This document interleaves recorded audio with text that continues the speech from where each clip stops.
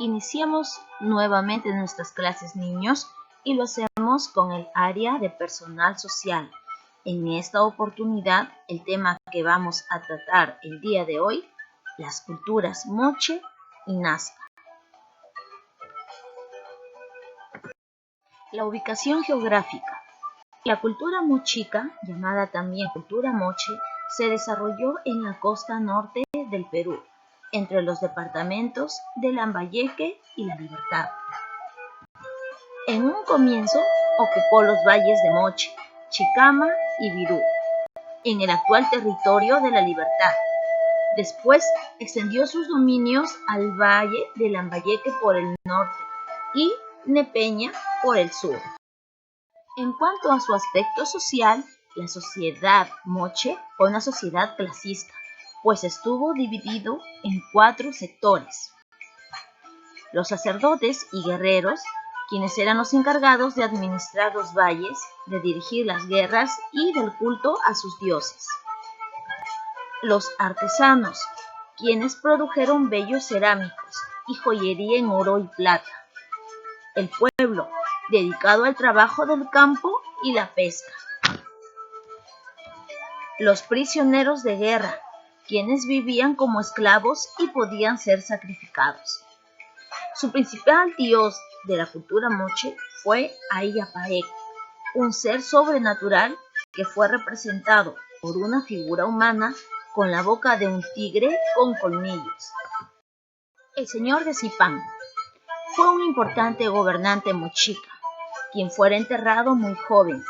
Vestía solamente con oro y piedras preciosas. En su tumba, encontrada cerca de la ciudad de Chiclayo, se encontró su cuerpo adornado con extraordinarias riquezas, armas y emblemas. El cuerpo fue encontrado en una especie de ataúd de madera, donde había reposado durante 700 años. Fue descubierto en 1987 por un equipo peruano de arqueólogos, liderado por Walter Alba y Luis Chero Zurita. En cuanto al aspecto económico, los moches subsistieron principalmente de la agricultura. Construyeron enormes canales y acueductos, que aún están de servicio en los valles de Chicama. Entre las obras hidráulicas que nos dejaron esta cultura tenemos el Canal de la Cumbre, Reservorio de San José, Acueducto de Ascope. Los moche cultivaron pallares, maíz, yuca y algodón. También se preocuparon por abonar sus tierras con guano de las aves del litoral. Utilizaron los caballitos de totora para realizar la pesca y la recolección del guano de las islas. Para pescar utilizaron anzuelos y redes. En cuanto al aspecto cultural, los moches sobresalieron en cerámica. Aquí decoraban sus ceramios pintando escenas de su vida diaria, danzas, guerras rituales y sacrificios. Utilizaron colores como el rojo, ocre y blanco, crema. Son famosos por sus huacos retratos, ceramios donde reprodujeron caras y expresiones de los hombres de su pueblo. Los tipos de cerámica. Entre los tipos de cerámicas podemos ver la pictórica, que representan las escenas trabajadas con pinceles finos sobre inciensos que lo delimitaron previamente. Tenemos la escultórica. Como puedes observar, los ceramios escultóricos son los más excepcionales por su realismo y proporciones. Muchos presentan incrustaciones de nácar, hueso o láminas de oro. La cerámica común eran las vasijas cerradas de cuerpo globular, asa, estribo y gollete. Los cántaros, los vasos, llamados también floreros, las figurinas, silbatos, entre otros. En cuanto a la metalurgia, los mochicos fueron expertos fundidores de metales, Dominaban el oro, la plata, el cobre, el plomo, el mercurio y los procesos de aleaciones como el bronce, el cobre dorado, oro y plata dorada, que son el resultado de la aleación del cobre, oro y plata en especiales proporciones, llamado tumbaga. Elaboraron utensilios de uso tanto ceremonial como decorativo, por ejemplo, aretes, narigueras, collares y pectorales. En cuanto a la textilería, fue otra actividad importante y aunque se sabe que tuvieron grandes talleres textiles, se han conservado pocas muestras de sus tejidos, como los veremos a continuación.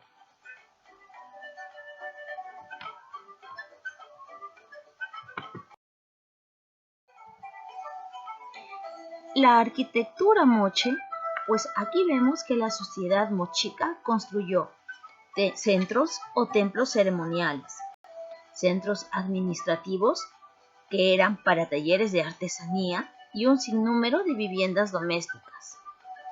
Estos estaban compuestos de plataformas de adobe y dedicaban culto a sus dioses. Fueron hechas por un sinnúmero de súbditos y prisioneros de guerra.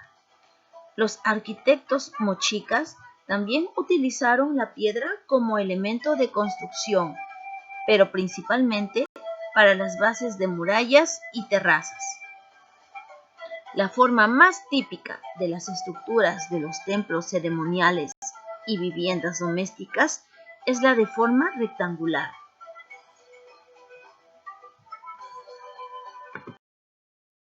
Entre los centros más importantes de la cultura moche tenemos las huacas del Sol y de la Luna que se ubican en Moche. Aquí tenemos, niños, que las huacas del Sol es un inmenso edificio que mide más de 40 metros de altura y tiene 5 terrazas superpuestas.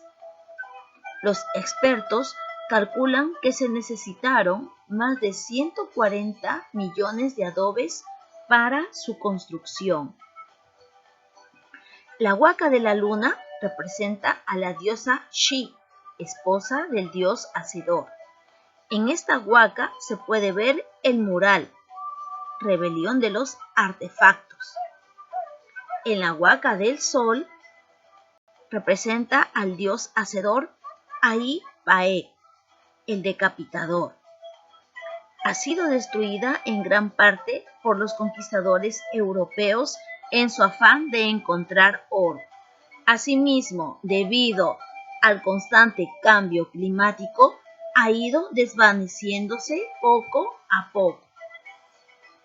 Pues bien, niños, eso es todo lo referente a la cultura moche, o también llamada mochica.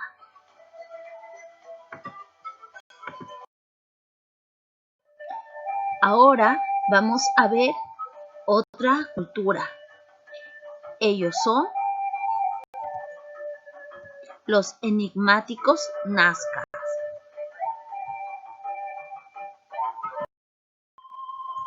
Ubicación geográfica. La cultura nazca, al igual que los paracas, se ubicaron en el actual departamento de Ica, en la provincia de Nazca.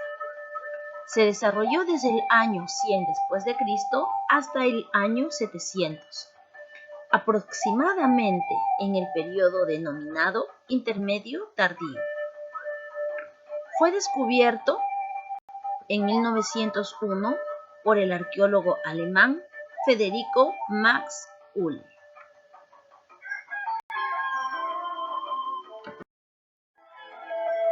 En el aspecto social, debido a la gran influencia de Paracas, los Nazca fueron una sociedad guerrera y organizada en distintas clases sociales marcadas. Sacerdotes, autoridades que tenían la capacidad de organizar el trabajo comunitario y dirigir las complejas actividades ceremoniales. El testimonio de ello se ve reflejado en la construcción de pequeños centros urbanos en la parte alta de los valles, Alrededor de ellos había una pequeña comunidad campesina, siendo la más importante la ciudad de Cahuachi. Se conoce que tuvieron una tradición guerrera gracias a sus ceramios y textiles. Se cree que los guerreros colgaban en su cintura las cabezas de sus enemigos derrotados, como símbolo de poder y triunfo. A estas se les denominaba cabezas trofeo. Estas cabezas se han encontrado en las tumbas de los guerreros más importantes. Los señores Nazca se pintaban la cara imitando las del halcón para salir a sus batallas. En el aspecto económico, los Nazca también tuvieron que vencer las secas tierras del desierto y convertirlas en campos fértiles.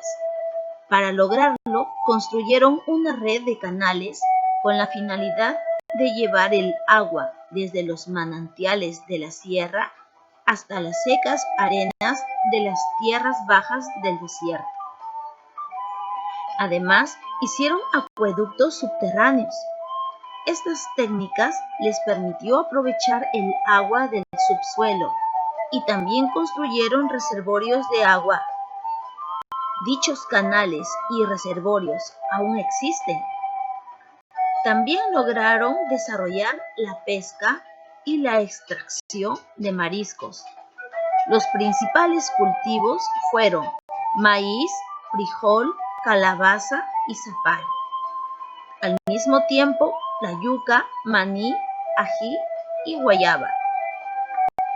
Entre ellos también tenemos las frutas como la lúcuma, el pacae, payares y algodón. Con este último desarrollaban sus tejidos y vestimenta.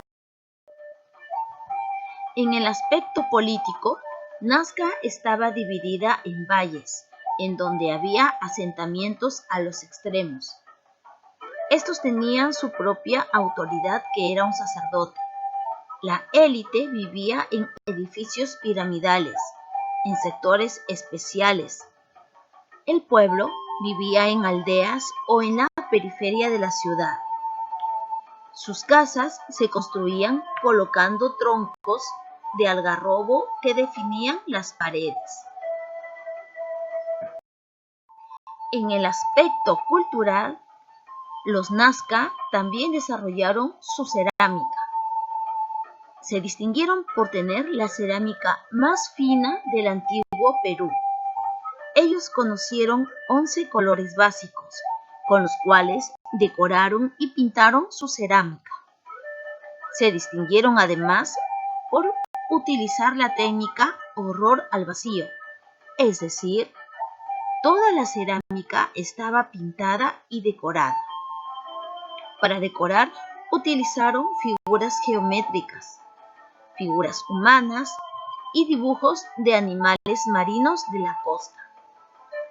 Las formas de sus cerámicas son de vasos cilíndricos, platos y cántaros globulares, con dos golletes unidos por un azapuente. Las pampas de Nazca.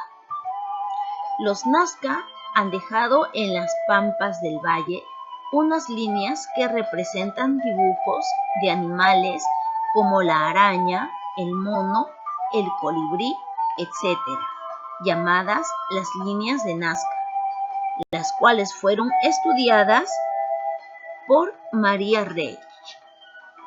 Algunos estudiosos piensan que fueron un inmenso calendario que regulaba las actividades económicas. Otros creen que eran lugares sagrados, donde se celebraban rituales.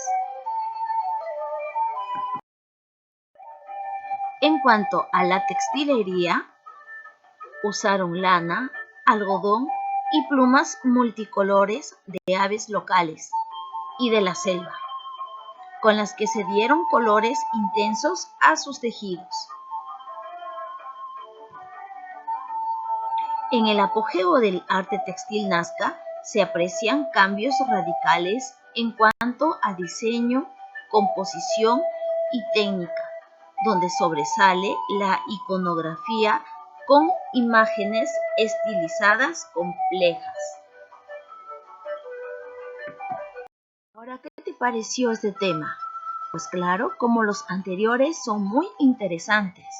Pues bien, ahora niños, vamos a ubicarnos en las páginas 20 al 25 de nuestro módulo y vamos a desarrollar las actividades del personal social. Nos estamos viendo niños, hasta la siguiente clase.